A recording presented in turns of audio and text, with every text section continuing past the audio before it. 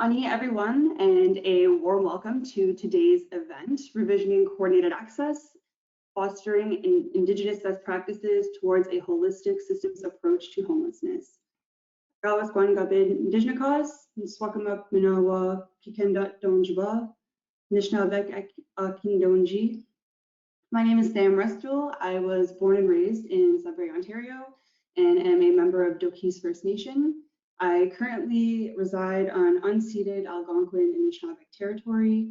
Some of you may know me as the National Indigenous Homelessness Coordinator, where in my role, I have the pleasure of working with Indigenous service providers in the homelessness sector from across Canada. And I support them in the implementation of Reaching Home, Canada's homelessness strategy. So I am so thrilled to be here today with all of you and to be joined by a fabulous panel who will walk us through the research process and discuss some of the findings. But first, we are going to start off with a land acknowledgement. Thanks, Sam. Before we begin, it's important to acknowledge, recognize, and honor the land where the work for this project took place. We're using the land acknowledgement found in the City of Hamilton's Urban Indigenous Strategy. The Canadian Observatory on Homelessness and the Social Planning and Research Council of Hamilton recognize that the City of Hamilton is located on the traditional territories of the Erie, Neutral, Huron-Wendat, Haudenosaunee, and Mississaugas. The land is covered by the Dish with One Spoon Wampum Belt Covenant, which was an agreement between the Haudenosaunee and Anishinaabe to share and care for the resources around the Great Lakes. It is further acknowledged that this land is covered by the Between the Lakes Purchase 1792 between the Crown and the Mississaugas of the Credit First Nation. Today, the City of Hamilton is home to many Indigenous people from across Turtle Island. You watch, John. So we have a packed session here today. So without further ado, I will introduce you to our panelists and research team. So first up, we have Victoria. Victoria Bomberry is Mohawk from Six Nations of the Grand River. A mother and active community member, Victoria has worked for the urban Indigenous community in Hamilton for many years, most recently as the Indigenous Systems Planner for the Indigenous Reaching Home team. And Victoria is currently a master's student at the University of Western Ontario. Victoria's community and research focus on Indigenous experiences of housing and homelessness. Next up, we've got Cindy Sue. Cindy Sue Montana McCormack was born and raised in Hamilton, Ontario as a 59-year-old Mohawk woman from the Mohawks of the Bay of Quinte on Tyendinaga Mohawk territory, and a long-standing active member of the Hamilton Urban Aboriginal community. She has served as a director and member of many Aboriginal agency boards, and has also participated in various social policy committees affecting positive changes for Aboriginal peoples and representing this community at the municipal, provincial, and federal levels throughout the years. Currently, Cindy Sue is the acting executive director of the Coalition of Hamilton's Indigenous Leadership, also known as CHIL, a collaborative of Indigenous organizational leaders founded on respect and wisdom that responds to the needs of the Indigenous community and supports its member agencies by improving resources and advancing Indigenous voices in Hamilton. Previously, Cindy Sue was a senior social planner from 2003 to 2020 on the Social Planning and Research Council's Housing and Homelessness team, who has co-authored reports and was the lead planner responsible for the delivery of the federal Aboriginal homelessness funding stream in Hamilton. As an active volunteer, Cindy Sue has participated as the past chair of the City of Hamilton's Committee Against Racism, has completed 2 four-year terms at the McMaster Research Ethics Boards, and has served as a member of the Aboriginal Advisory Committee, a volunteer advisory committee to the City of Hamilton. She has completed various Mohawk language courses with aunties, nieces, and friends, indicating her interest not only in the knowledge transfer to the youth, but to the importance of the promotion, education, and awareness of Aboriginal culture overall. Her areas of interest include community engagement and development, anti-racism, anti-oppression, and access and equity issues for all. enjoying her privilege to be a helper for the improvement of the quality of life for all our brothers and sisters, wherever they may be. And from the Canadian Observatory on Homelessness team, we've got John. So John Ecker is the former Director of Research and Evaluation at the Canadian Observatory on Homelessness and is now a research manager at MAP Center for Urban Health Solutions at Unity Health in Toronto. He has been researching and evaluating interventions to prevent and end homelessness for over 10 years and is particularly interested in housing first, community integration, and 2S LGBTQ+ specific services. John uses he, him pronouns. And Anika. Anika Sud was a former postdoctoral fellow at the Canadian Observatory on Homelessness. She holds a PhD in social psychology and has experience organizing and implementing 2 point-in-time counts for the region of Durham. She is currently a research administration officer for the University of Toronto and a board member at Blue Door, a housing and homelessness nonprofit in York region. We've got a great panel with us here today. And I will hand it over to Cindy Sue for some acknowledgements. I hate just reading from slides, but it's important. And I was actually the one that said, we need to stick that slide in there about thank you. So we want to acknowledge and give thanks to all the respondents and participants, because actually they're the experts. And we need to acknowledge that. We want to extend our gratitude to the Hamilton Community Advisory Board for directing the SPRC in doing this research. The Community CAB of Hamilton recognized that as we move forward with coordinated access, we needed to be better informed. And finally, we want to thank Aaron Sagert for his knowledge and consultation on this project. We needed some extra data information, and Aaron was our guy. This report was funded by the Community Capacity and Innovation Funds of the Reaching Home Indigenous Stream, Employment and Social Development Canada, and we thank them for giving us the opportunity to utilize these funds towards this research project. Thank you. Yeah. Congrats, Cindy Sue. Great. Okay, so here is a brief overview of today's presentation. So first, we will have an introduction on coordinated access, Indigenous homelessness, and data sovereignty. Next, we're going to get a background on the Revisioning Coordinated Access project. Then we'll go over the results and recommendations. And at the end of the presentation, there will be time for a question and answer period. So without further ado, I will hand it over to our panelists.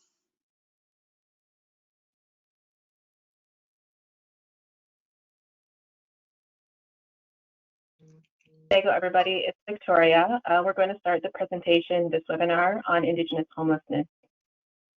So we really want to be clear in recognizing that Indigenous homelessness is unique, and it's really important that we have Indigenous specific data and Indigenous specific research to lead our work.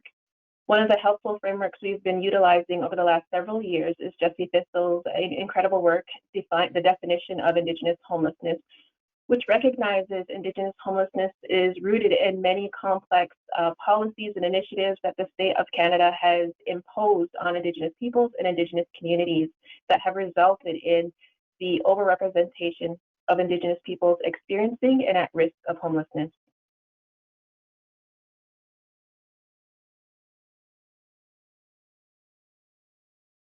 We want to go over what coordinated access really is, and first do that by providing the definition that was given by Reaching Home.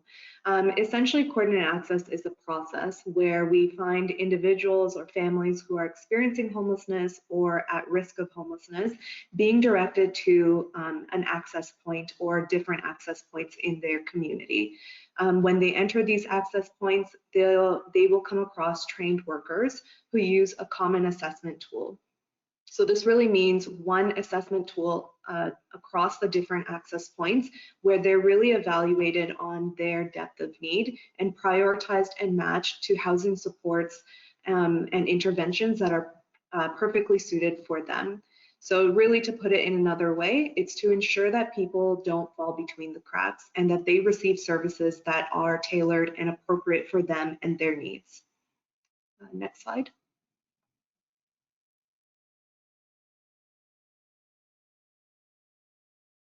So coordinated access is mandated to designated communities to have been planned and implemented by next March 31st, 2022. Indigenous communities, communities that receive funding from both the designated and Indigenous homelessness streams are required to collaborate on the design and implementation of coordinated access, and that's really where our report comes in. Next slide, please. Great. So there are, according to Reaching Home, there are 6 main features of coordinated access. The first is having a centralized database that connects and displays real-time data. So when thinking about a database, there are really 2 main options in Canada. HIFIS, the Homeless Individuals and Families Information System, which is a free software offered by Reaching Home, or HMIS, which stands for Homelessness or Homeless Management Information System, which is often delivered through a private company. And then there's 4 kind of main processes involved with coordinated access. The first being access. So it's an engagement point for the individual or family experiencing a housing crisis to access the coordinated access system. This could include an emergency shelter, a mobile outreach team, day centers, other community-based organizations, or telephone hotlines as well. The second major component is assessment, as Anika mentioned. It's the process of gathering information about an individual or family accessing the crisis system, and an assessment tool is often used for this. Prioritization is the next piece. That's the process of determining an individual's or family's priority for housing based on information gathered through the assessment. Communities can determine certain priority populations that they may want to prioritize. The last kind of step is matching and referral. So this is the process where individuals or families are matched to and offered housing based on project-specific eligibility and the needs and preferences of individuals and their families.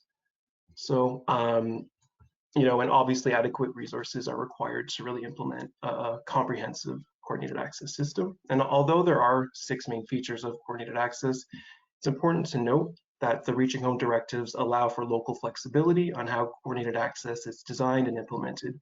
Therefore, coordinated access should be reflective of that particular community's needs, strengths, and assets. Next slide.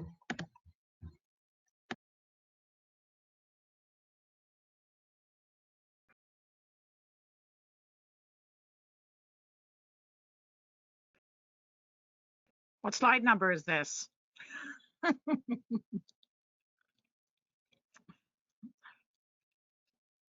Victoria, this is yours. My apologies, everyone. So one of the most critical components of coordinated access is the collection of real-time and accurate data.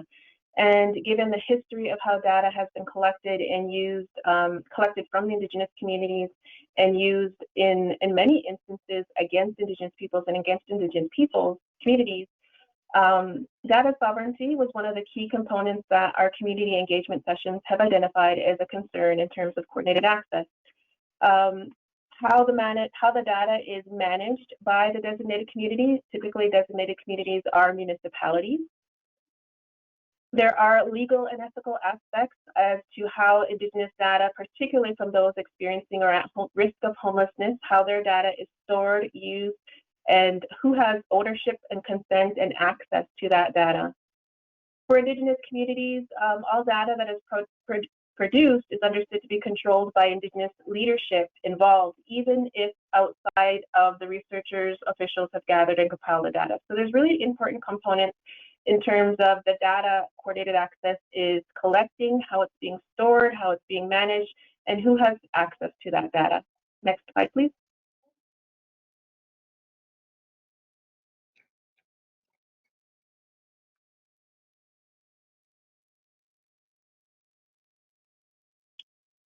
I think you've got this one too, Victoria. Yeah, thank you, Sam. Sorry, maybe my screen's lagging over here. Apologies. So data sovereignty is recognizing that Indigenous communities should have control and leadership principles around the data that's being collected about their community members. And one of the models that our research has brought forward is the OCAP principles, and OCAP stands for the ownership, control, access, and possession of Indigenous data. And that was developed by the First Nations Information Governance Group. And so we're looking at ways that municipalities if they're collecting Indigenous data through coordinated access, that Indigenous data is going to be compiled of many Indigenous nations. And so there's a bit of nuances with Indigenous data that's being collected by municipalities, recognizing that there are many nations that our Indigenous peoples are coming from, and that we need to step forward and look at principles to ensure that that data is being collected, that Indigenous leadership has access, control, and possession of that data. Next slide, please. Appendices. So, I mean, I don't even remember how long this report became, but it's over 100 pages.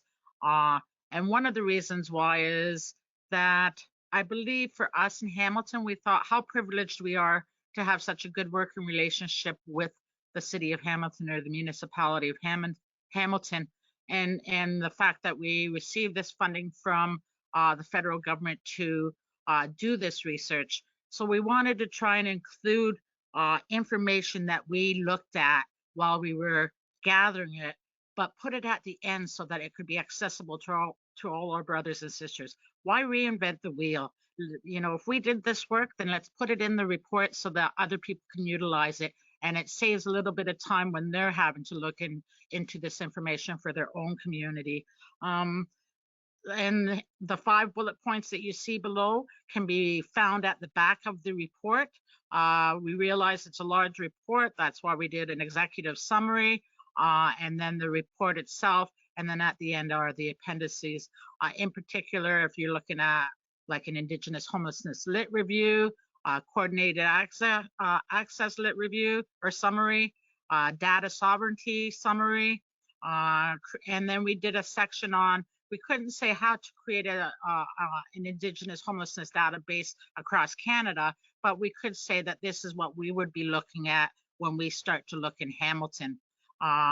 And then the last one was the survey of the Reaching Home Indigenous Community Entities. Again, we're privileged to belong to a national coordinated group, and we took the advantage of that and sent out a survey to all the Indigenous community entities across Canada.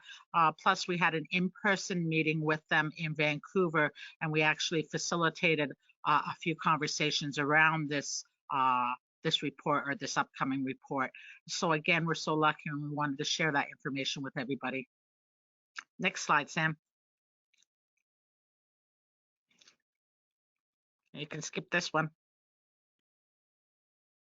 So now we'll get into a bit of the background behind our research project. And as we mentioned earlier, through the Jesse Thistle's definition of Indigenous homelessness, what we see is that historically, state policies and initiatives have intentionally and at times unintentionally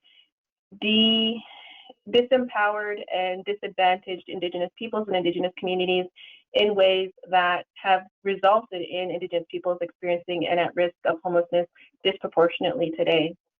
So when this new initiative was brought forward, Coordinated Access, it's really important that we look at how this initiative that's really based on a Western model, how that's going to impact Indigenous peoples and Indigenous communities.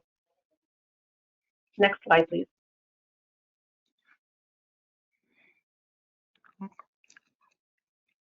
This must be me. There's no numbers on these slides, so I'm looking at my notes to see which number. So where was the report for this data where was the data for this report collected? Basically, it was grounded in our community in Hamilton, and it was initiated by the Reaching Home team at the Social Plan and Research Council as directed by the Aboriginal CAB.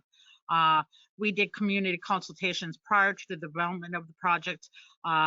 We really took an advocacy-focused grassroots level approach. As an Indigenous community, we go back to what we know, our strategies and ways of engaging our community, and that's the number one. If you look at all the Aboriginal agencies in Hamilton, they were initially started by community members. So the community is the center of the circle, and we have to approach them and engage them and make sure that we're getting direction from the community. And that's what we tried to do here. So the methodology was also co-developed by both the team at the SPRC and the Canadian Observatory on Homelessness, with that main point at the forefront. Next slide, please, Sam. Great, thanks, Cindy Sue. In preparing for this webinar, we all got together, obviously, and just reviewed the report. And I think Cindy Sue brought forward the great suggestion as to how we really should emphasize the relationship building that happened within the research team itself. As Cindy Sue mentioned, this is really a local community-driven project. So it was important as researchers coming into this project to really become aware of what all that's going on, the great work that's going on in Hamilton. So there really was a strong focus on relationship building between the Indigenous Reaching Home team of the SPRC in Hamilton and the Canadian Observatory on Homelessness team. We engaged in standard processes like weekly phone meetings, but we, as per Cindy Sue, Victoria, Yvonne, everyone, Tristan's, the other team members, their suggestions, they wanted in-person meetings too. So Anika and I would come to Hamilton once a month to really just to have that face-to-face contact, to really, phone meetings are great, Zoom is great, but it doesn't beat face-to-face contact. So that was one strategy that was used. The Indigenous Reaching Home team also invited us into the community and shared the history of the community. So this included previous work, as Cindy Sue mentioned, of the Indigenous Reaching Home team that they engaged in and the impact that this has had on the local community. Another really important piece was the Indigenous Reaching Home team organized tours of Indigenous organizations in Hamilton, and that gave the opportunity for Anika and I to meet with staff members from each agency during the tours. This was really important and impactful. It really got us to become familiar with the Hamilton context, Indigenous organizations, the staff that run them, and the community members that access them. So again, that face-to-face contact with a lot of the community stakeholders that we would be speaking with as part of data collection was really critical to kind of initiate that process early. So we got to know one another, know one another as well. To further strengthen the relationship building between the Indigenous Reaching Home team and the COH team, we always tried to go out for lunch too. I mean, there's more to life than work, right? So it allowed our teams to kind of get to know one another and talk about life outside of the project. So it was cool to hear about, just what we're all up to outside of work. And lastly, before the start of the project, the Indigenous Reaching Home team invited the COH team to the Soaring Spirit Festival, which coincided with National Indigenous Peoples Day that weekend.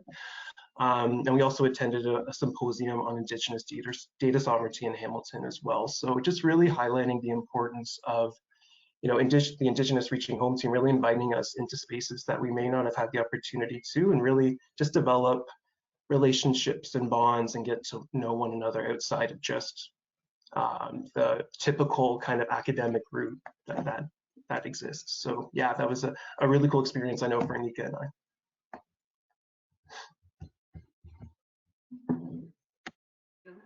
And as Cindy Sue and John has mentioned, the importance of this work was really grounded in community, and having the data reflect that was the key, cornerstone of this report.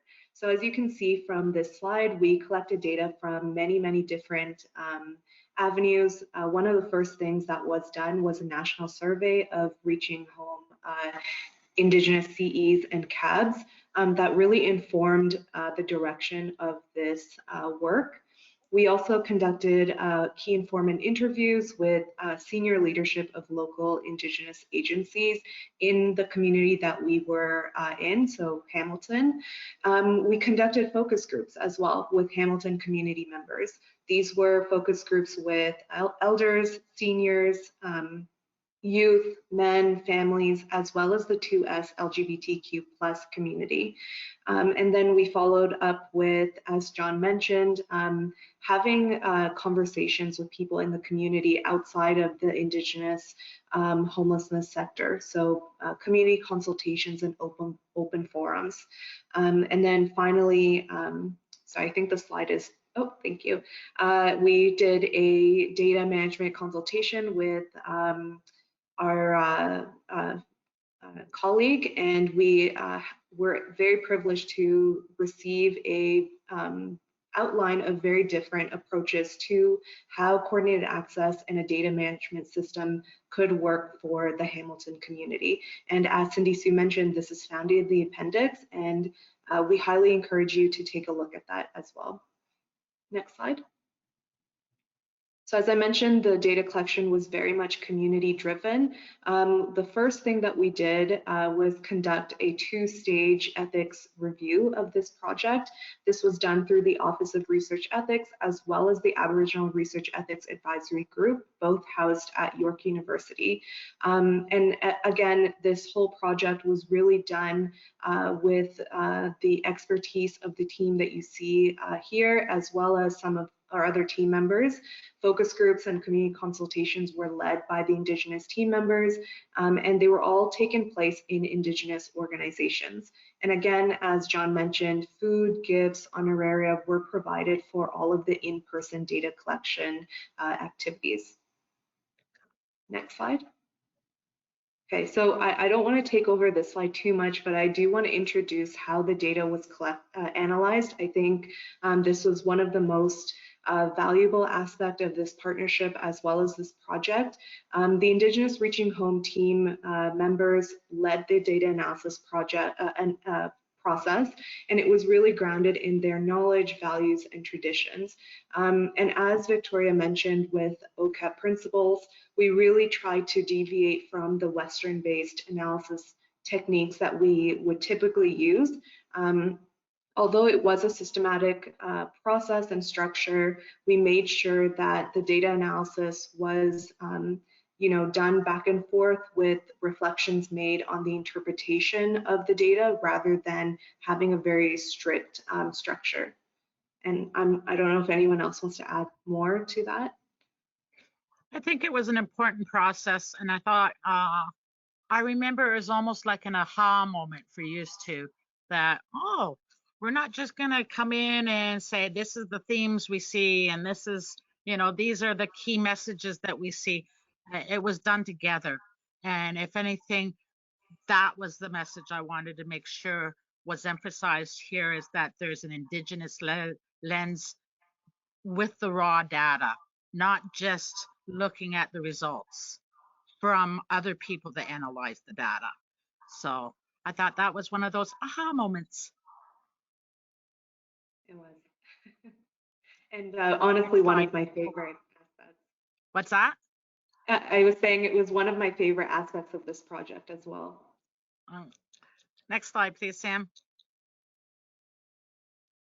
Perfect. And then the writing process was also collaborative as well. I think that, and the one piece that really stuck out for me is the wording and just the importance of the right word to use. And again, I think this was related to the title of the project. So we had a bit of back and forth, we had a bit of getting a title is always hard. So usually the last piece that you think of, but Cindy Sue made a really good comment about when we say holistic, what do we mean by holistic? So I think originally Anika and I proposed holistic with an H, but based upon, Indigenous knowledge, values, and traditions, Cindy Sue brought forward the definition with the W. So using that definition, which is a variant of the spelling of holistic, to really emphasize the inclusive meaning of the word and reflecting the importance of a holistic view, an Indigenous worldview that sees the whole person, physical, emotional, spiritual, and intellectual, as interconnected to land and its relationship to others,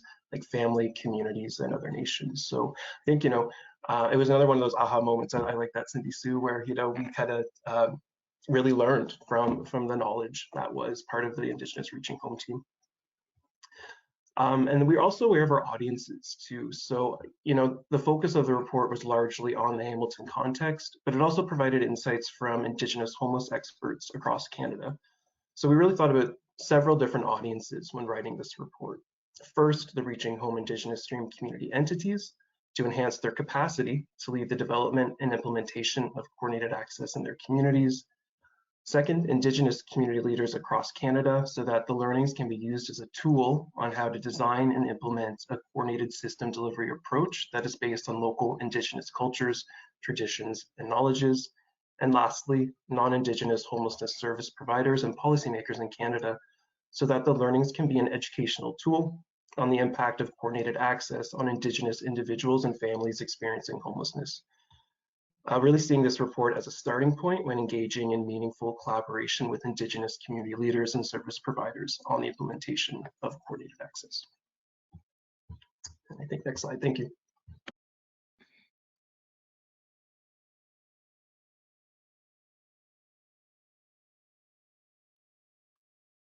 So Okay. now we're looking at the recommendations that our report brought forward, and what we really want to emphasize is how coordinated access is designed and implemented for Indigenous communities across Canada really relies on the strengths and the needs of those individual Indigenous communities and the leadership in those communities.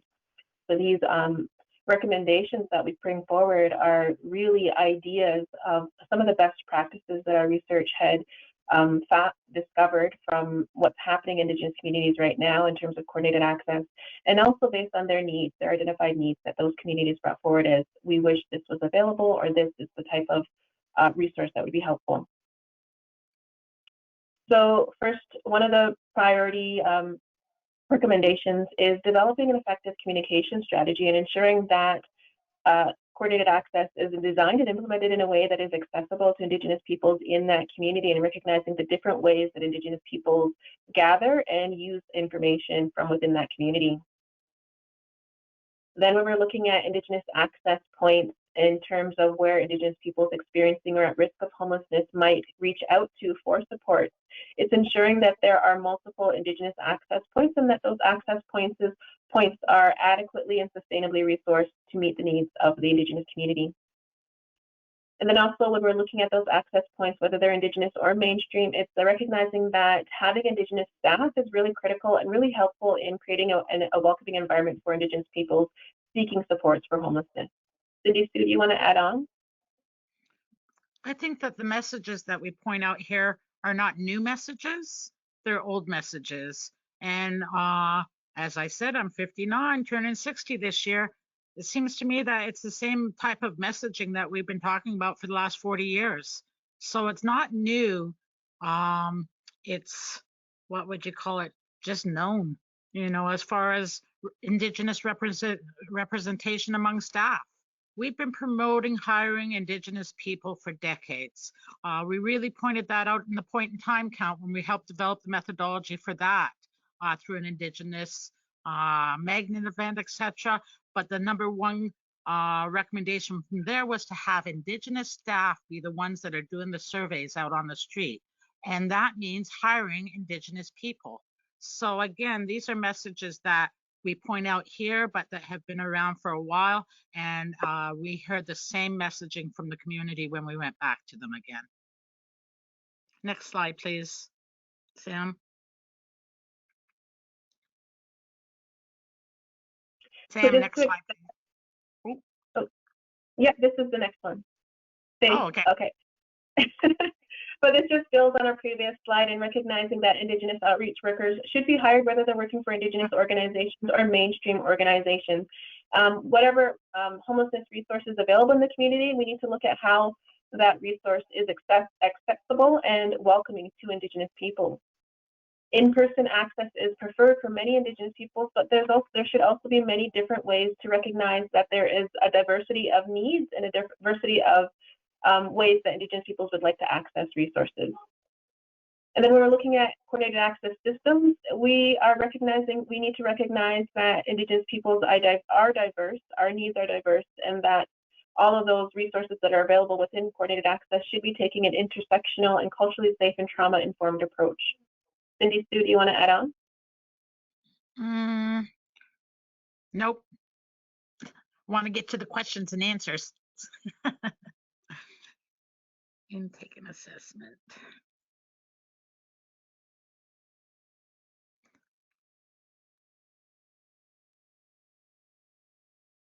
One of the key components of coordinated access, of course, is how community members access homelessness resources, and through that is intake and assessment. And we've been involved in many conversations in terms of the intake and assessment forms and how culturally appropriate and how accurate they are in identifying the need and the depth of need of Indigenous peoples experiencing and at risk of homelessness. And one of the critical ways is how intake and assessment is done, and that approach that the workers are taking, and ensuring that they're taking an approach that is trust and builds rapport with individuals as well as the community as a whole. Many of the assessment processes that have been a part of coordinated access thus far tend to take a deficit approach, and that really is one of the concerns of many Indigenous communities in terms of Indigenous communities are resilient. We have many strengths, and that identifying and building from those strengths would be a great opportunity for coordinated access to meet the needs of Indigenous peoples experiencing homelessness.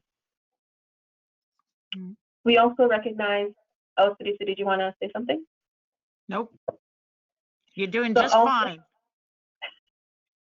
So as a part of the intake procedure, it's making sure that that language that's used on the forms and in that process is accessible to Indigenous peoples, that it's easily understood. And of course, that may need translations of resources into Indigenous languages, and ensuring that the appropriate resources are there so that the assessment and intake forms are understandable by the people accessing them. Cindy Sue? Again, I just have to reiterate that some of these things are ongoing and have been for decades. And the main messaging that I take from here, or that I promote from here, is the main message that we do in the very beginning, and it's all about trust building. And that trust building, or building of trust, happens right from the first engagement with the client on the street or wherever they may be. And that involves taking your time with them. And that involves going at the pace that they're ready to go at. Not, let's see how fast I can rhyme off this VI SPDAT tool in 3.5 minutes, and then assign a number to an Indigenous person. Assign a number. Give them an acuity number. Oh boys, we've never had to go through that before in the past, have we? So again, take that trust building, and usually trust building with another Indigenous person that's doing the survey with them, or the VI SPDAT assessment tool, or any assessment tool. The whole process and procedure needs to be more client focused, not data focused, in my eyes. Next slide, please, Sam.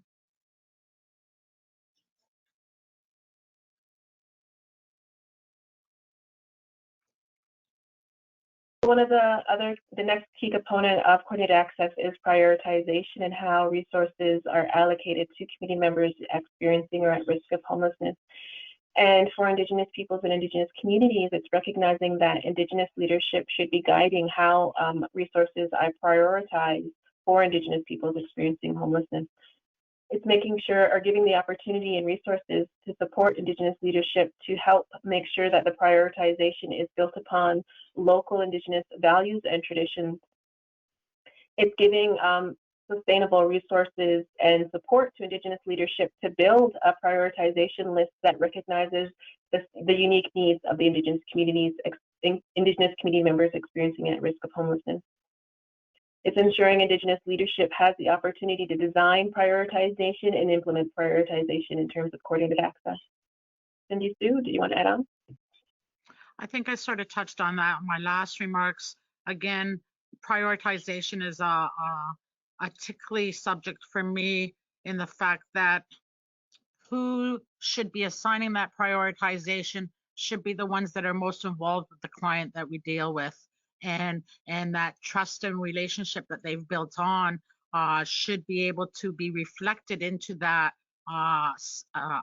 assignment of prioritization, not just an assessment tool, but the knowledge that the outreach worker per se might have about that particular person. Is that person ready to go to that next step? And that outreach worker, that Indigenous outreach worker, is going to be the one that will be able to help that decision, not just a number from an assessment tool. Thank you. Yeah. Next and slide, so please.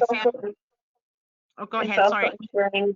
It's also ensuring that the Indigenous community is appropriately and sustainably resourced to be a decision maker throughout the design and implementation of coordinated access. And of course, coordinated access, when we're looking at the matching and referrals to resources and support in community, there needs to be housing available for coordinated access to work. There needs to be housing that is culturally appropriate and meets the needs of Indigenous individuals and families. Cindy Sue, do you want to add on? No, I mean, I think that's a message that you're going to hear across Canada, the importance of housing. You know, if you want to have a strategy, we need to have housing options to put people into.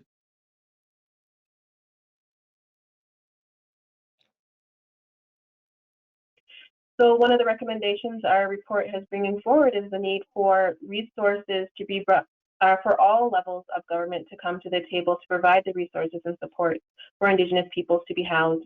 That includes the federal, provincial, and municipal funds to ensure that all Indigenous communities are appropriately and sustainably resourced to partake in and lead coordinated access. There has been many calls for cultural competency training to be provided for mainstream organizations, whether that's municipal or other nonprofits. Cindy Sue, do you want to add on to this one? I think the second bullet point is important too, and that's the fact that we keep hearing about an Indigenous housing strategy, and I'd like to see some movement on that as quickly as possible. And cultural competency training, I should say it shouldn't be required, it should be mandated. You know, in this day and age, we have to try and take advantage of whatever we can as Indigenous communities.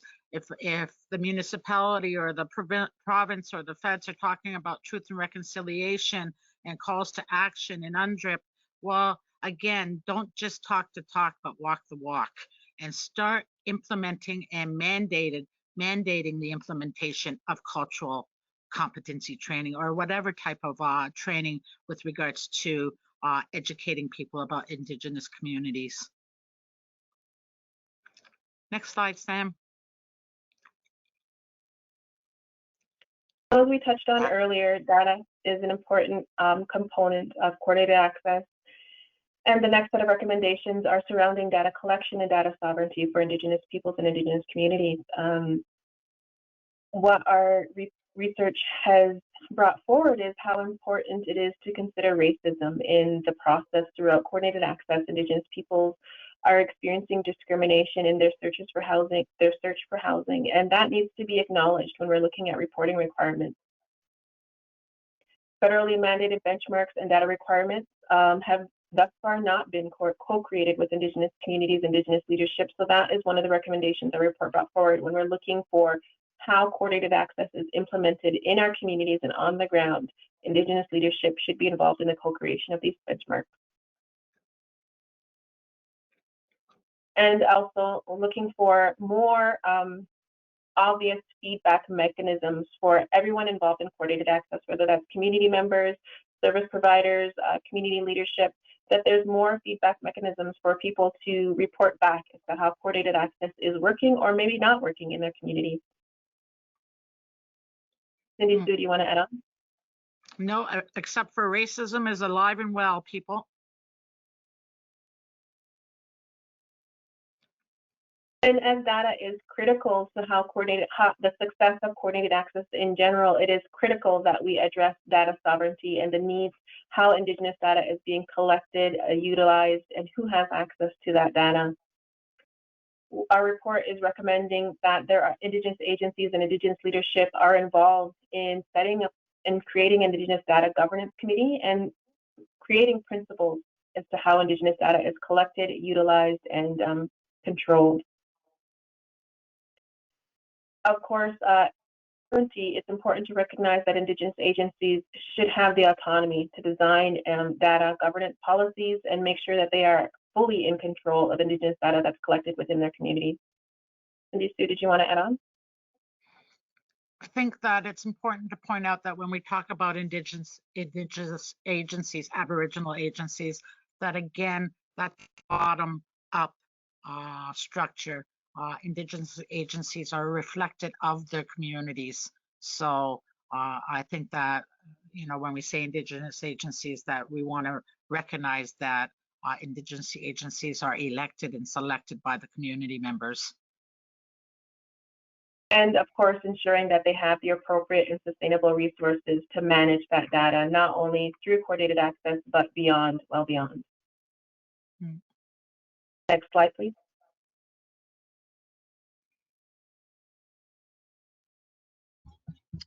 Great. So I think, yeah, what we really found and what we heard repeatedly, that there's a need for clear directives for the federal government on Indigenous engagement and coordinated access. There's a need for greater engagement between Reaching Home, community entities, and Indigenous community entities on the role of coordinated access. As per the requirements in the Reaching Home directives, Communities that receive funding from both the designated communities and Indigenous homelessness streams must enable cross-stream engagement on the design and use of a coordinated access approach.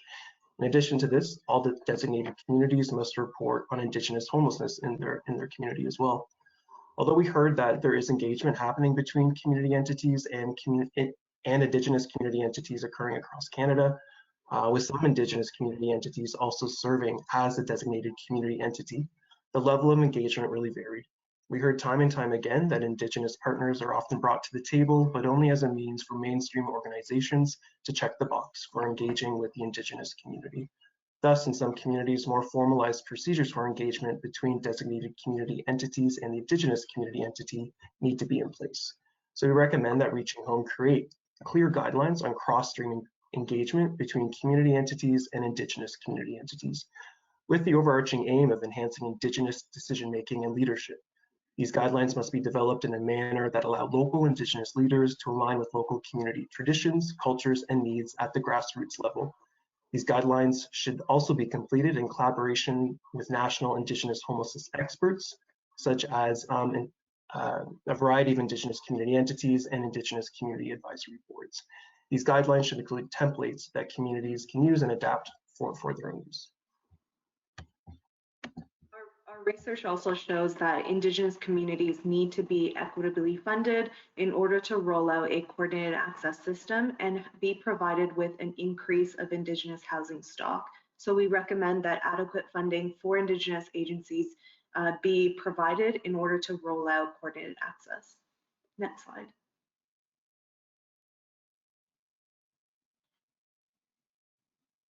Oh, that must be me. Nobody's talking. Engaging with designated communities. I guess it is. Early and persistent engagement between Indigenous community entities and designated community entities is required. Again, I think I've already spoken to these.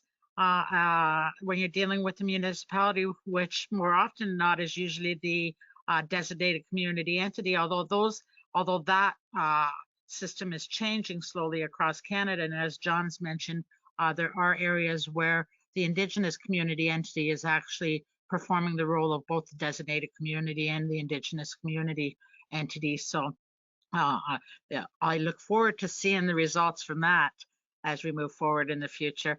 But again, it's that whole walking the walk and talking the talk differentiation here. We all have the calls to action from the Truth and Reconciliation reports, and we hopefully have all read the UNDRIP. And again, we just need to have the municipality place as much emphasis, or for that matter, all mainstream stakeholders should be placing the emphasis on that. And again, as advised by local Indigenous community leaders within your own area, the engaging in ceremony when developing a coordinated access was something that was strongly promoted. It's an opportunity to get to know each other. It's an opportunity for, and I hate to use the word mainstream, but other stakeholders that are non-Indigenous, it's an opportunity for them to be better educated about worldviews of the Indigenous community. And for me, it just makes it more important. It sticks in your mind when you celebrate an accomplishment with a ceremony, an Indigenous ceremony of any type. And engaging with local Indigenous experts so that you can figure out what the issues of how the issues are impacting the Indigenous community. Again, you have to hear it from the source, and that's the best way to move forward. Next slide, please, Sam.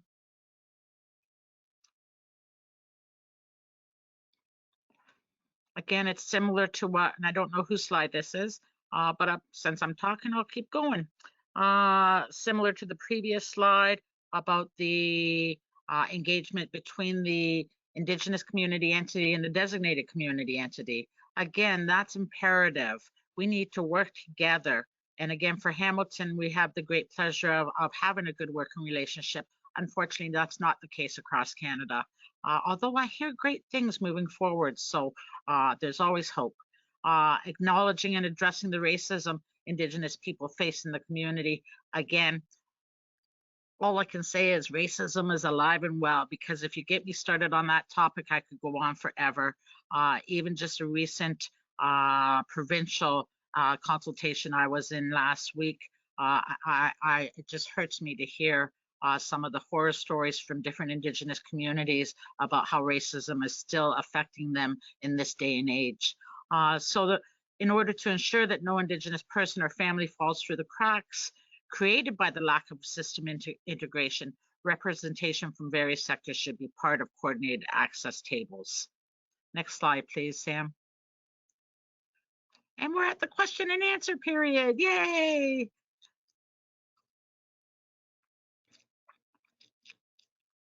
And Sam, our National Homelessness Coordinator, is going to lead us in these questions and answers.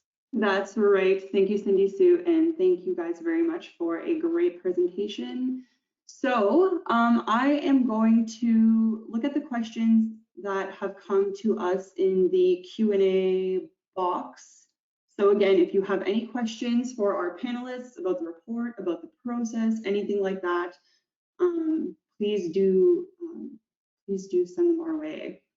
So we did have one question from earlier on in the presentation. I'll read it for you guys, and then maybe you guys can just choose who would be the most appropriate to respond. So the question was, what are some of your ways to engage communities during COVID? That's a good question, especially during the second year of COVID as we entered. I think we're getting better at it. Zooming, believe it or not, has become the way for a lot of us, even though we don't know what we're doing while we're doing it. But we face that question because, we face that question currently because we're currently doing engagement strategies in Hamilton with the community at large, not just the Indigenous agencies, but also the Indigenous agencies staff through a survey on gaps and needs and challenges faced during the COVID times. And then we are also working with our community coordinator at Chill, and she's currently out there talking to community members on a one-on-one basis. And again, these strategies that you read in this report for engagement can be applied still during COVID times. So that one-on-one opportunity, you learn so much if you take the time to speak to someone one-on-one. So using the telephone and talking to someone one-on-one, you know, we call them wellness checks in some of the service provision that's being provided by Indigenous agencies. And I call it a form of engagement. It's the same idea. It's an opportunity that you take to engage one-on-one instead of trying to get a group of 20 or 30 people together, which is not going to happen during COVID times in person anyways. And not everybody has the technological devices or the skills to utilize in some of these other virtual platforms, etc. Believe it or not, Facebook is an excellent way. I know in Hamilton, we have the Hamilton Indigenous Community Facebook page, the Hamilton Urban Indigenous Community Facebook page. And I mean, that's a great opportunity not only to share information, but to put a message out there to say that I'd like to engage about this issue. Please give me a call. You know, where there's a will, there's a way. And when you talk to your local community, they will tell you what's the best way. And those are some of the ways we were told, is not just to rely on this way or that way, but to reach out and even do one-on-one. Yes, just to add to that, I think touching on Cindy Sue's last point in terms of engaging community, our service providers, that's where you really want to go to your service providers. They have extensive experience connecting with community through the various networks, whether that's having community call in to a central number or whether that's providing wellness checks to community members they're already engaged with. So that is certainly one of the ways or one of the times that you want to take leadership from the service providers and your community. Hey, here's another question. What were some key learnings in terms of developing a prioritization process and preparing for changes to that process now and in the future?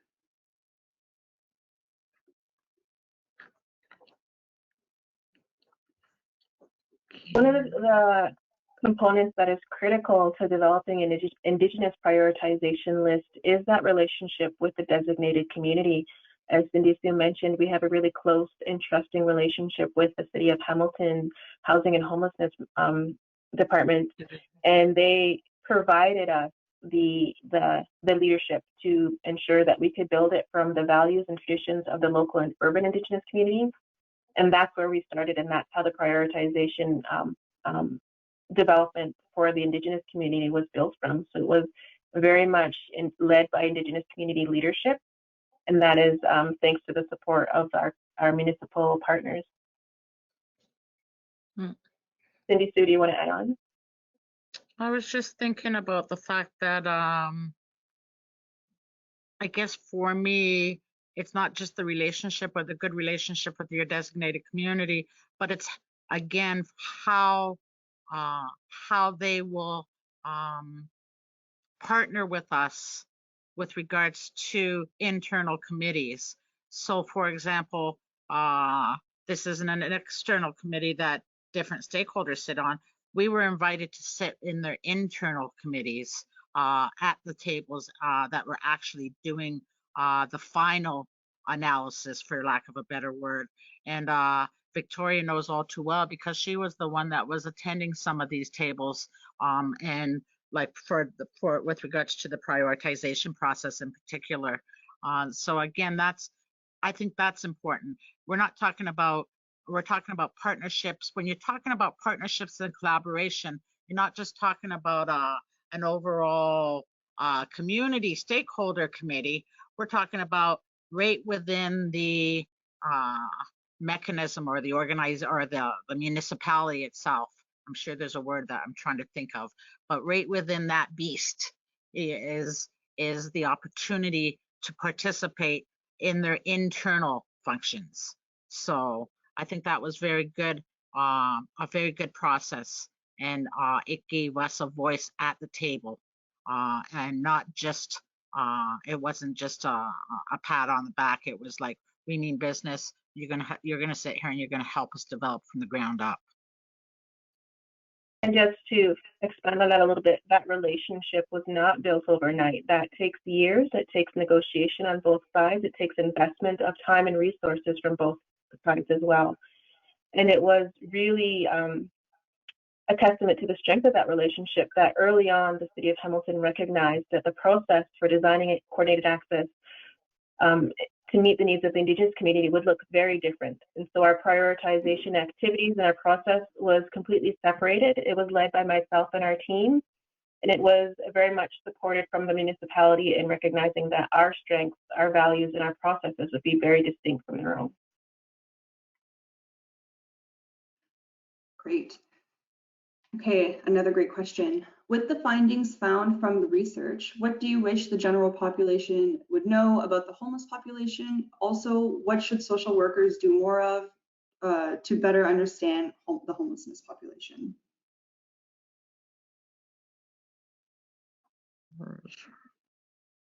Anyone want to take a crack at it? Let's give the COH an opportunity to shine here. Thanks, Cindy Sue. But we could start. Yeah, I think it's a big question, but a good question. I think it's really this report reiterates that we need distinct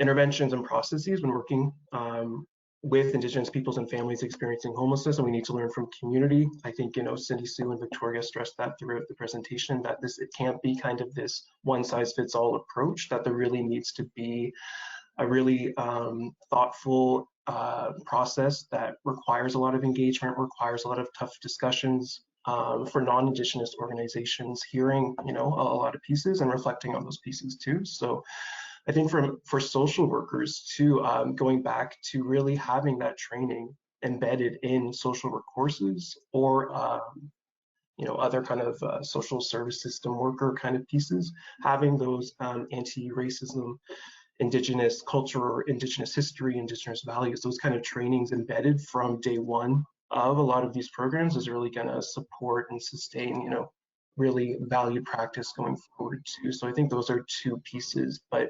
Anika, any other thoughts? Yeah, I think one of the key takeaways, and thanks to Jesse Thistle's amazing work, is that Indigenous homelessness is very different to other forms of homelessness. And I think for anyone, not just social workers, but researchers, practitioners, people in the community, it's really important for them to know that it's not just a lack of structure or home, it's a form of identity that's been taken away. And it's important for everyone to recognize that and understand that before this type of work can even begin. And for social workers, especially to, as we had to, build that trust with the community before any work can begin, because really it's that relationship building that's the cornerstone of this work. That's the key message. I think if we had to have one key message, it's the trust building, relationship building. That's the number one key message from this research report. And how do you do that? You go back to your community. When I talk about the homeless population, I put out there to people that, the homeless population are people. They're our brothers, they're our sisters. They're my nieces, my nephews.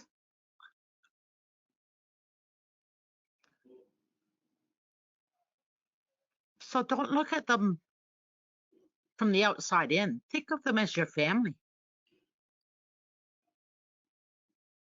And for social workers, or aspiring social workers, I would say go out there and volunteer. If this is the avenue that you want to be passionate about and invest your life in, then go out there and volunteer with that population and see if this is really what you want to do. And gain that experience before you move forward. And there's lots of opportunities to volunteer. And I promote volunteering, and it's something that I do with the youth in our family and the youth in the community. It's a way of giving back to the community, and it's something that my children and my family's children learn to do as soon as they're old enough to walk. They start volunteering.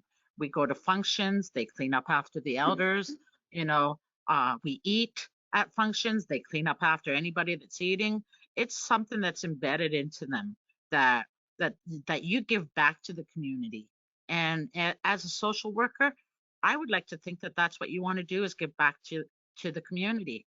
So volunteer and find out if that's what you want to do.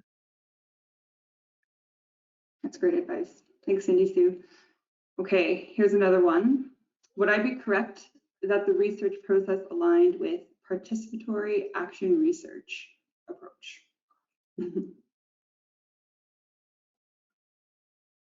We'll let COH take that one too. Yeah, I think it wasn't explicit. We didn't go in with the intention of applying a participatory action research, but I think we definitely landed on something, I'd say it's more Indigenous value-based research, right? So I think there's definitely a potential hybrid between the two, but I think our methodology was loose, and as Cindy said earlier, really formed in the community. So I think I almost don't want to put a name to it because it was so organic to a certain degree, but I think there were definitely some similar elements between the two. So, yeah, Cindy Sue, Victoria, does that? I was going to say, if you look to the history of participatory action research, it's probably Indigenous. I don't know for sure, but I'm guessing it might be. So if we talk about, building trust and forming relationships, isn't that part of participatory action research? Getting input from the real experts, that's part of participatory action research. So yes, well, as an Indigenous person, I'll claim participatory action research as one of our models that you guys copied off of us. As is your democratic system. Okay, I also just want to acknowledge that We have tons of questions that have rolled in, which is fabulous. And if we don't have time to get to everyone's question, we will do our very best to kind of consolidate them. And like I said, we'll do our best to answer them and get those out when we share slides and the link and stuff. Okay, so here's another great question. I find mainstream data collection and methods and intake methods intimidate. Any suggestions of other ways to accommodate?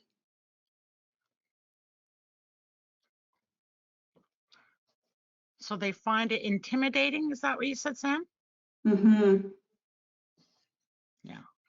Seems So daunting. for me, it would be you might have a policy on how to collect data, but it's the procedure that's important. So if we can't change the policy, at least we should be attempting to change the procedure, and that would be changing the methodology of how it's applied. And again, I go back to the point in time count methodology, and it's the same idea as that, we were mandated to do this. There wasn't a way out of it. So if we can't change that policy, then let's try and work out the strategy or the methodology for implementation of that strategy. So that's what I would say is try and change the methodology, try and change the process or the procedure of how it's implemented, if it's so intimidating. And be brave in saying that. If there's something wrong with a process, then say so. And if you want to change it, it's the squeaky wheel gets the grease. You have to be a strong person and a strong voice and put it forward that you want to see the process or the procedure differently or implemented differently.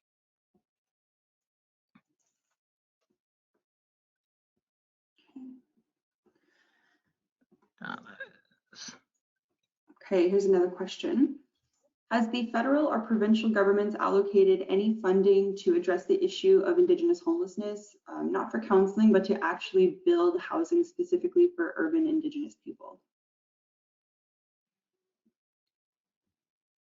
Could you repeat that again?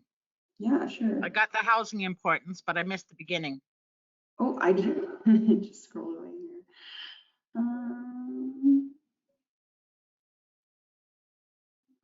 So sorry. Okay, maybe I will. So it was something to do with housing, but it was has the Okay, federal here it is. government. Sorry about that, everyone. Yeah, has the federal or provincial governments allocated any funding to Indigenous housing specifically is what the question is asking for urban Indigenous people. Indigenous housing specifically. That's a great question. And it's probably different in each territory that you go to or each province that you go to. The relationship or the three-way relationship between the federal government, the provincial government, and regions, right down to municipalities, is different in each province. So is there actual funding that's going into housing? Yes, there is. But that is what do you call that? Devolution. That's been devoluted from the federal government to the province years ago. And now we're still trying to catch up with that reality of not having enough housing in a local context. There should be capital. Capital is a whole nother issue. And the barriers to capital projects, which often is what you need with regards to increasing housing, the barriers to capital projects are enormous in the Indigenous community. And that's why it's important, again, to have a good working relationship with the municipality, because we all know anyone that's been trying to get a housing development project off the ground, how hard it is for variances and bylaws, et cetera, et cetera, et cetera.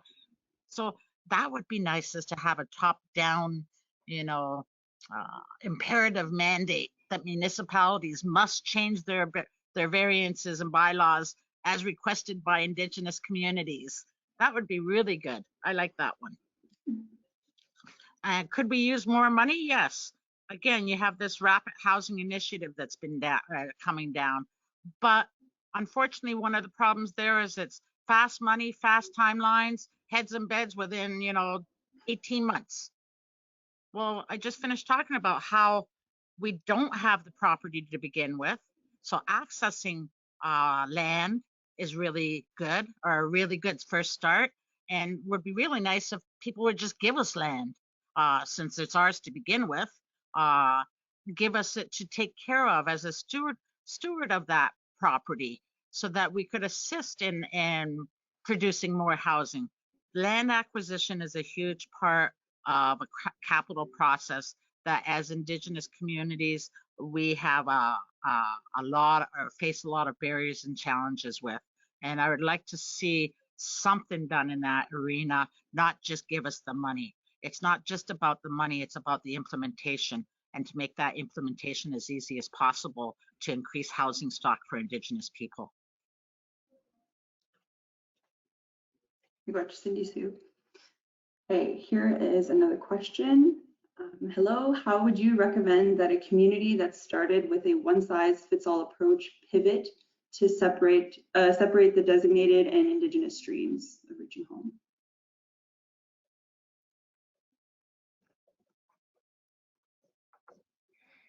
Give all your money to the Indigenous stream. Sorry. One size fits all. Separate. I don't know. Anybody else want to take a shot at that?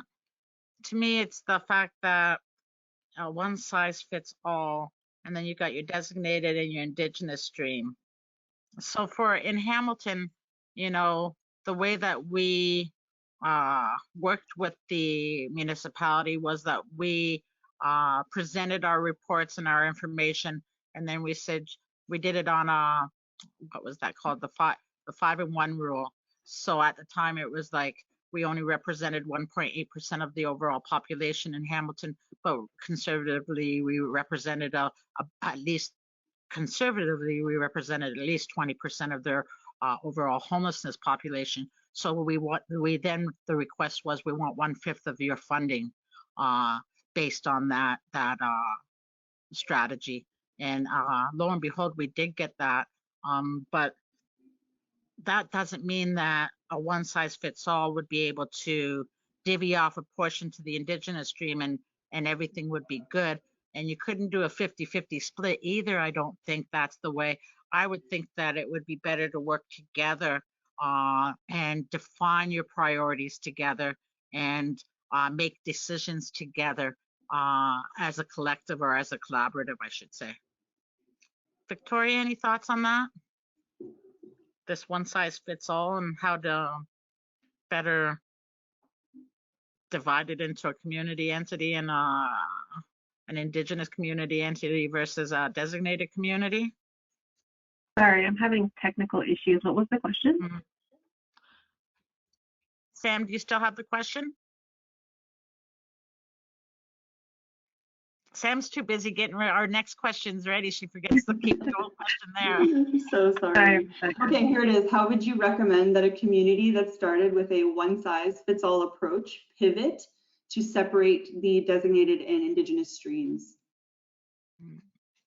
I think that's where you really want to start building your relationships and reaching out to your Indigenous community leadership and start involving them and providing them resources and support to get to those decision-making tables.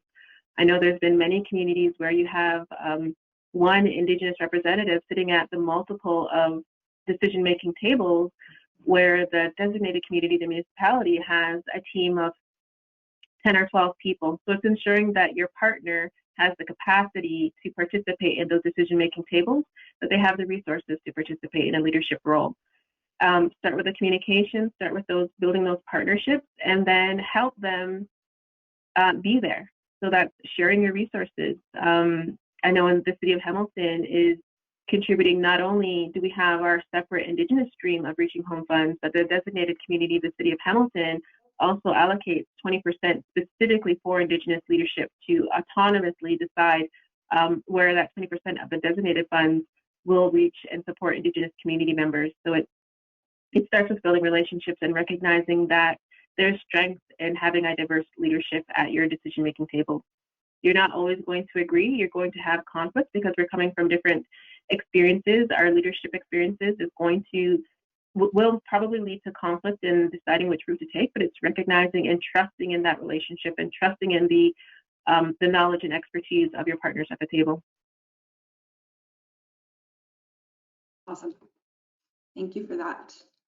Okay, here is a great question that I love. How do we ensure this is not just another report and presentation, as was stated before, that doesn't result in 40 more years of old and known messages?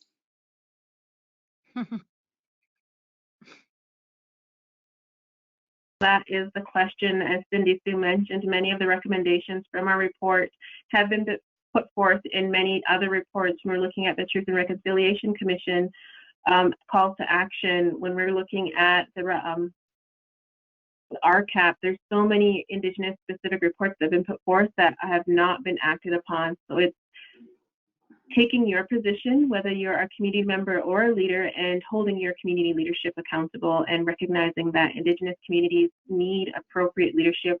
They need resources and support from designated and municipalities if they're the designated community for reaching home. Cindy Sue, I know you have thoughts on this. I don't know, because again, it's that same old, you know, another research project that sits on the shelf and gathers dust. So to me, it's also to complement what Victoria said, it's utilizing your voice to make an impact wherever you are, whether it's on the ground, whether it's at certain tables, whether it's volunteering, whether it's participating in your municipality some way. It's using that voice and recognizing that work and pushing that imperative forward. Again, the tone for the top is also a great avenue. You know, the tone from the top, instead of them mandating to do this, they could be mandating them to do that. Why don't they mandate some of these recommendations that we put in this report? Can I pick a few in particular? I'd be happy to highlight some. Thank you for that. Okay, so here is another question from the audience. What are the successes and the challenges of hiring Indigenous workers within mainstream organizations as opposed to increasing resources to Indigenous-led organizations?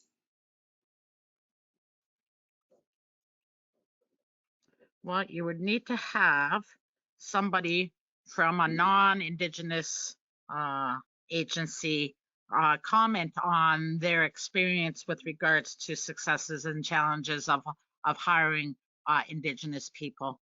And I don't think John or Anika is in that position either. And I can only tell you what my experience has been as an Indigenous organization in the successes and challenges of hiring Indigenous people. So it's kind of hard for us to answer that question being Indigenous, because of course, I'm going to tell you that the success for me would be the feeling of increasing the capacity of our next generation as we start to promote them being more fully enveloped into the workforce within Hamilton. And I can say this as an auntie, that it gives me it makes my heart feel good when I see my nieces and the great jobs they're doing. You know, we have to build the capacity for our next generation and the next generation after that. And I'm so proud of our next generation and what they're doing. The women and the men that we have out there doing the good work, I feel comfortable in hopefully retiring one day. I tried it didn't happen too long, but I'm going to do it. And but it makes me feel good to know that our next generation who've been given opportunities are making such an impact. And the challenges might be that they don't get paid enough. Unfortunately, that's still something that we need to work on and learn to pay our people, even as individual agencies learn to pay our people the same pay rates as mainstream or non-Indigenous communities pay their social workers or whichever job career that they're looking at. So that would be two aspects of that question in a sort of convoluted way, but. I just want to say this is a really good question, and it's not as simple as saying we're going to hire more Indigenous staff at whatever agency, mainstream agency it is. There's probably a reason that you don't have Indigenous staff at this point if you are looking to hire more, and that, as Cindy Sue mentioned, you want to go back to your Indigenous community and find out why Indigenous peoples are either not applying or not receiving employment at that agency. So it's an in-depth review. It's not a simple process of just going out and hiring more Indigenous people. Or in your evaluation of your applicants, you know, assign more weight to whether or not they identify as Indigenous. And I'm not just talking about for an Indigenous position. I'm talking for any position. An Indigenous person that's applying for a position of any type should be, in my eyes, be assigned more value. If one of the goals of your organization is to increase your Indigenous complement for your staffing, then assign more weight to them, to the fact that they identify as Indigenous. And they're bringing Indigenous knowledge, Indigenous experiences to benefit your organization. That's really important, and that needs to be valued at the appropriate level. Okay. Here's another question. So the person says, this is so interesting and important. Thank you. Resonates as an approach to working with people experiencing homelessness. The message about relationship building is critical for all services and what is most at risk with so many bureaucracies and funders. Though how relationships are built and what focuses on is different for Indigenous and other communities. How much openness have you found so far with funding requirements to allow time, iterative, non-linear processes, and any tips for how to make the process, how to make progress with this approach?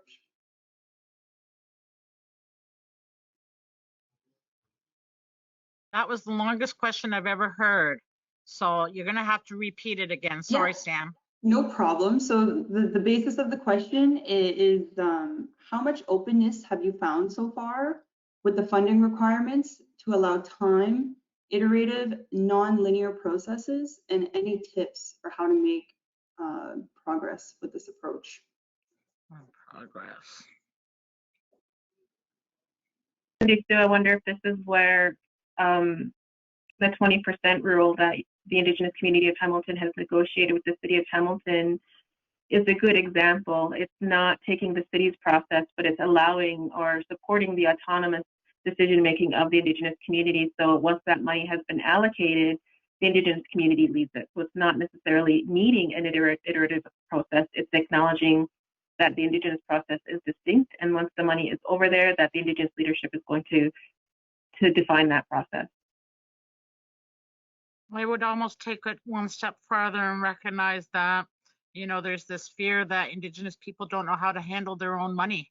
And I would say that it's one thing to receive the funding, but it's also one thing or another thing that if we could promote flexibility in funding. And if anything that we're learning during the COVID years now, I used to just say COVID year from last year, now it's COVID years. But if there's one thing we can learn from that is the importance of flexibility as it pertains to funding. And if we can do that flexibility during the COVID times with specific pots of funds or streams of funds, why can't we have that flexibility in other streams? So I'll promote that message. Good. Okay, I'm cognizant of the time. We have about 5 minutes left, so I'll ask maybe the last question here. How can I be of service in my community as a non-Indigenous person to build more compassion and understanding?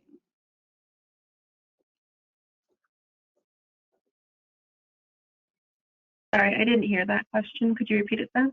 Yeah, absolutely. So how can I be of service in my community as a non-Indigenous person to build more compassion and understanding?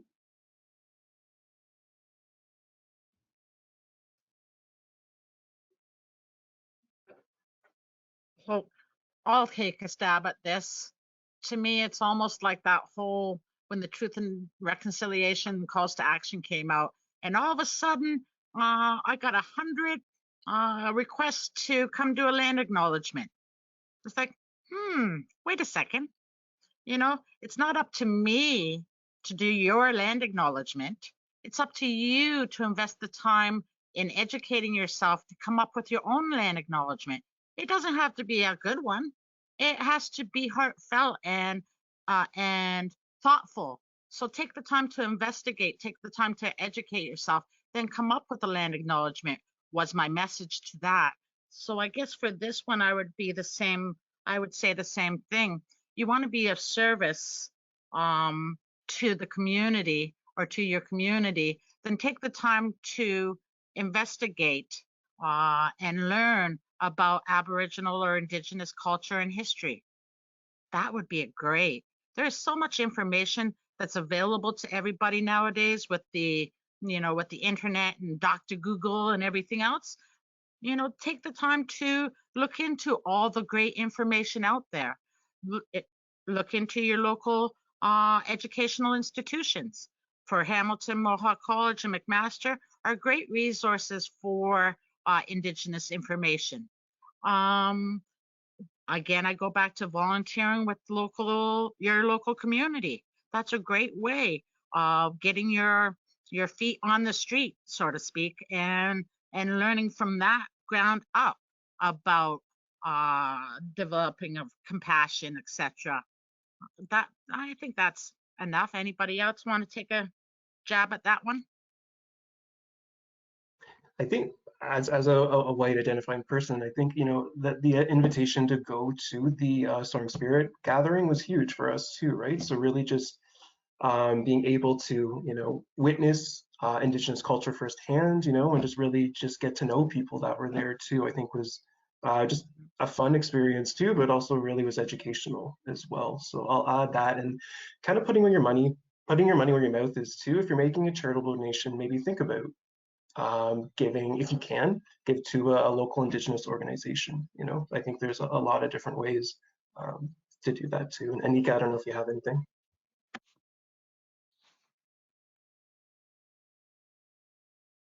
I think to add on to that is working with your local Indigenous community, and we all have strengths, we all have our skills and our knowledge, and taking your cue from an Indigenous agency or whatever resonates with you as to how you can best utilize what you have to offer to benefit the Indigenous community.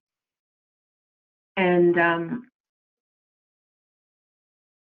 so I think one thing that I want to wrap up on is saying that silence is to our detriment. If you're at a decision-making table, or if you're at a community meeting and decisions are being made and no one is saying, well, how does this impact the Indigenous community, or where is the Indigenous leadership? If you're looking for ways to contribute, speak up.